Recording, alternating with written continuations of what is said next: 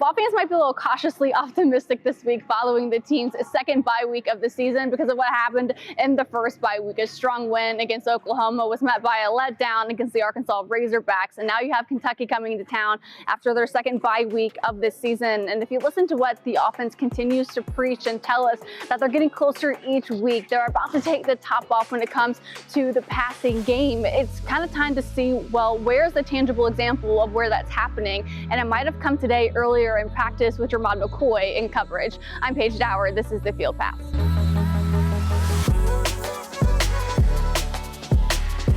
Our eyes are telling us all the same thing, and Tennessee's offense has not looked its best in these SEC games, specifically in the first half of these games. But what are our eyes telling us? Is it seeing that the team is improving week to week? Sometimes, in the middle of these SEC games, it looked like it was kind of plateauing, that maybe the offense will just be run through Dylan Sampson. But when we came to the Alabama game, you got a little bit more encouraged if we were watching the same game, that maybe they really are getting closer to taking the top off, to getting the connection with Nico Iamaleava and his wide receivers. He threw his first touchdown pass since the first quarter of their game against Oklahoma, their first SEC game of this season. So it showed that they've continued to work on that. And Nico Iamaleava, the freshman quarterback, continues to grow. And when you have a freshman quarterback, you're going to have these growing pains. That's just a part of the growth that you have with a young quarterback. But what is probably most encouraging is that when you look at this Alabama game, he was a lot more on target with his receivers than he was even in the week prior against Florida.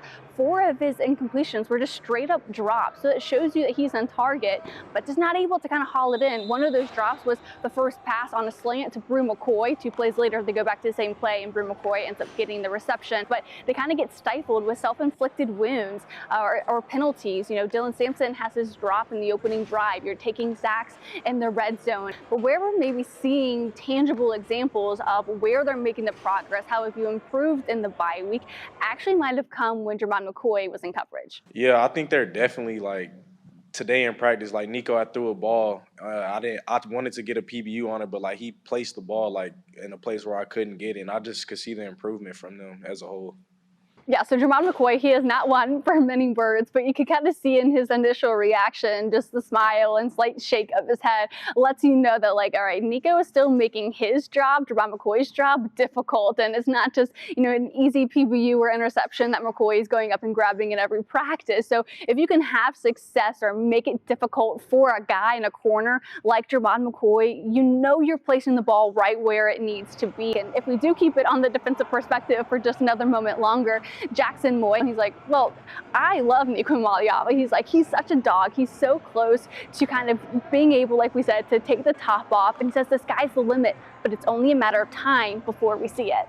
Man, he's just so calm. He doesn't let anything faze him. He doesn't. And he's a great leader, very soft-spoken, very humble. So, and I just can't wait the sky's the limit for that guy, and I just can't wait to see all the great things he does. It's a similar sentiment their tight end Miles Kitzelman had, that the progress that he made even in the first half to the second half against Alabama gives them the reinsurance that they want and need, that they will have that success in the back half of conference play and can continue to be, a college football playoff contender. The coaches are great at pouring into him and pouring into everybody, just that our ceiling is so high.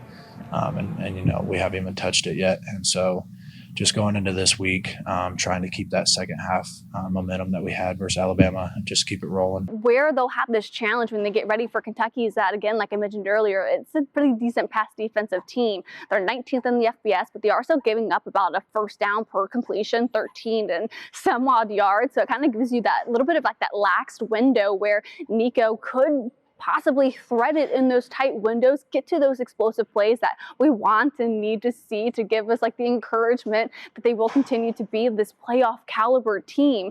But it's in those moments where it will be maybe in tight coverage that Josh Heupel says he just has to be really smart with the ball and make sure that he's putting it in the right place for his receivers. Length, athleticism, they'll play multiple fronts, 3, 4 down, drop 8 at time. They play with great discipline, pattern reading and causing issues with windows. And, we got to do a great job of recognizing their rotations, feeling the underneath coverage, and, getting to the right spot at the right time with the ball.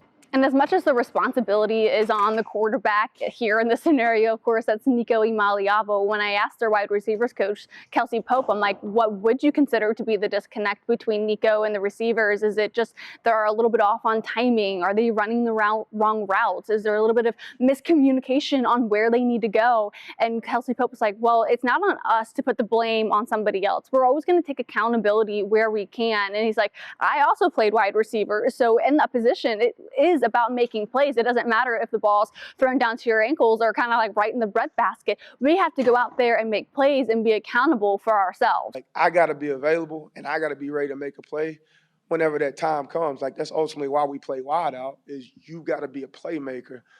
That's just a part of our job. So that's kind of the message, like, not to necessarily point the finger of whose fault, but what could I have done to get the job done a little bit better. So whether it's Jermod McCoy not getting the PBU that he wanted in practice earlier, or just hearing it simply from the coaches and team that the offense is continuing to make strides, I do think that there's an opportunity this weekend to kind of see that excitement and that explosiveness reignited here in the offense on Saturday as they welcome in Kentucky. But of course, always on Wednesday, we will have another Lady Vols report. I saw the comments. A lot of us were wanting to hear from Talasia Cooper and Coach Gabe Laza, so I'll definitely have that. They do then have their exhibition on Saturday against Carson Newman. It's a later game. I think it's about 6 p.m. So I can put together kind of a post-game report, what I saw, what happened, if that's something of interest, because I know all of us can't get to an exhibition game. So if you all are kind of wanting like a post-game recap, I can certainly put one together Thursday night. And then Friday, Jimmy Himes and I will get together for a more X's and O's types of conversation as Tennessee gets ready to welcome in the Kentucky Wildcats for another night game inside Neyland Stadium. But until then, I'll talk to you guys on Wednesday for more Lady Vols basketball.